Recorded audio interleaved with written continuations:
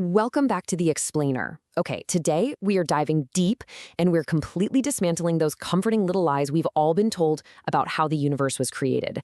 We're going through the Devolutia Codex, which really lays out the anatomy of a true cosmic horror. We're going to strip away all those sanitized myths to witness the actual visceral nightmare that birthed our reality. So, get ready to unlearn pretty much everything you thought you knew. When humanity looks up into the deep vacuum of space, they are not seeing a perfect design. They are looking at a cosmic graveyard of flayed gods. Man, it's absolutely terrifying when you really think about it, isn't it? We are always taught to look up at the night sky with reverence, to see the stars as these beautiful, benevolent guides. But what if that glowing dust is actually the pulverized, rotting viscera of murdered sentinels? The Codex demands that we confront this brutal reality head on. Think about the lie we've been fed for so long.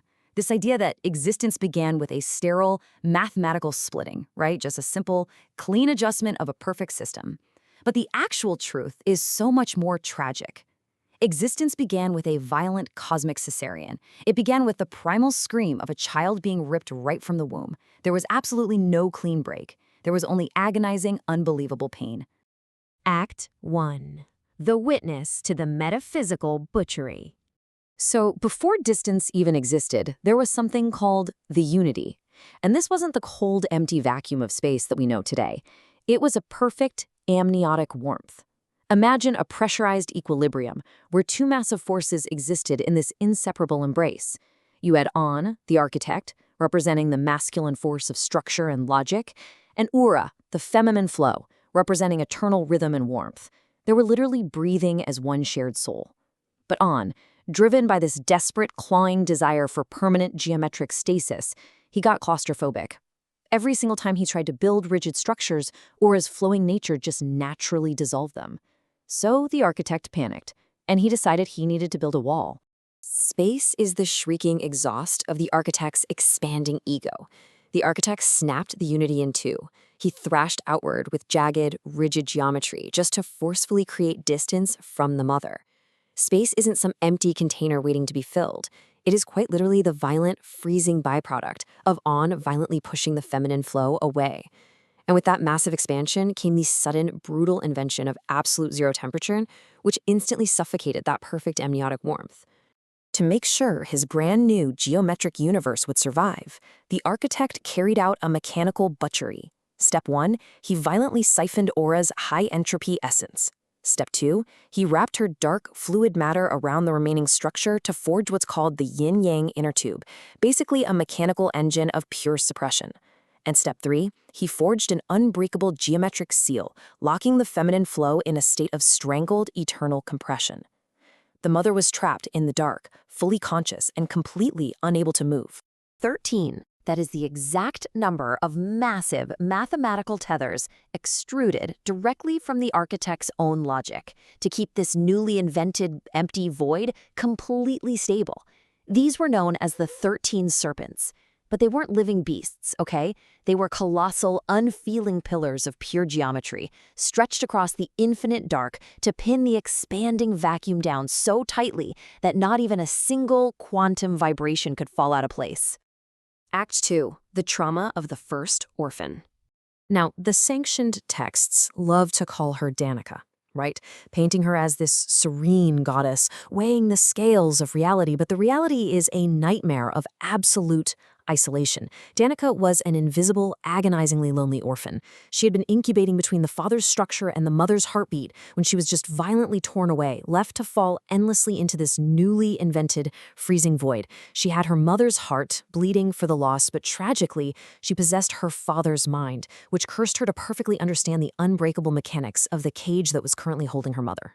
For eons, Danica just wandered this empty vacuum. Desperate for any semblance of warmth, she approached the nearest pillar of light, the 13th Serpent, Ophiuchus.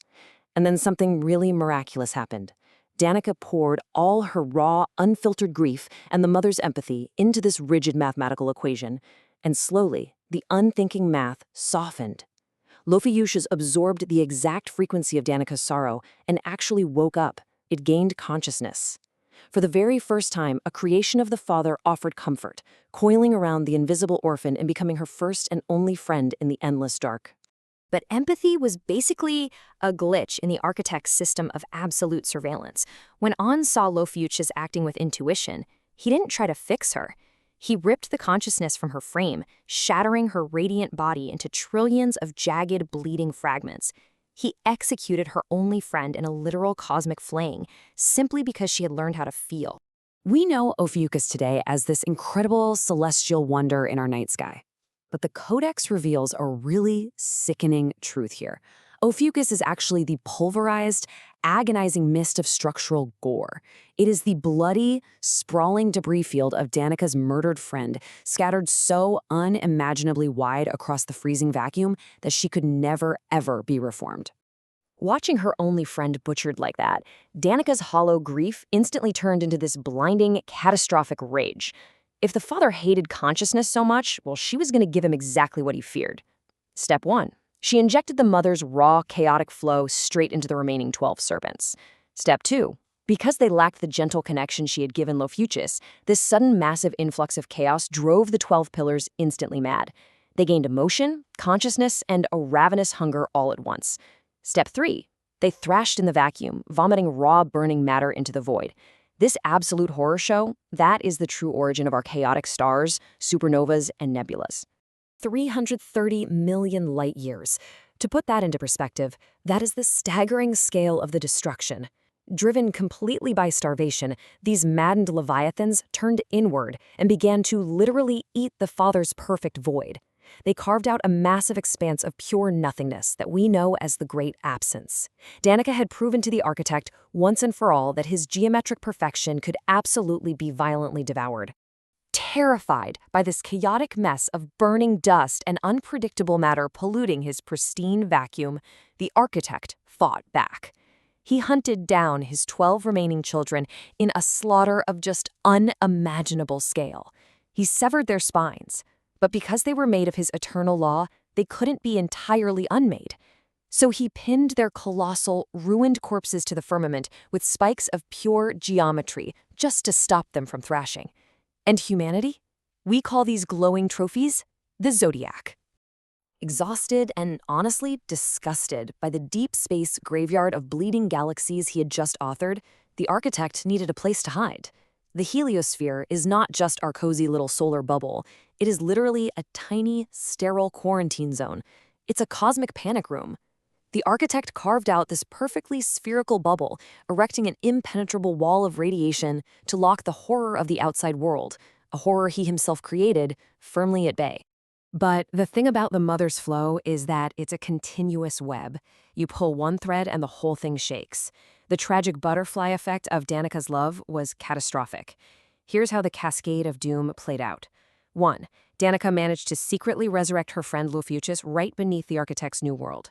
2. The massive pulse of that resurrecting flow traveled across the cosmos, slamming straight into the pinned Zodiac. 3. Billions of light years away, the 12 slaughtered serpents woke up, fully conscious but completely trapped inside their rotting corpses, crushed eternally by geometric spikes. 4. That unending agony curdles their essence into a metaphysical gangrene, creating a zodiac venom that immediately begins drifting outward. The tears of the sentinels are not water. They are poison.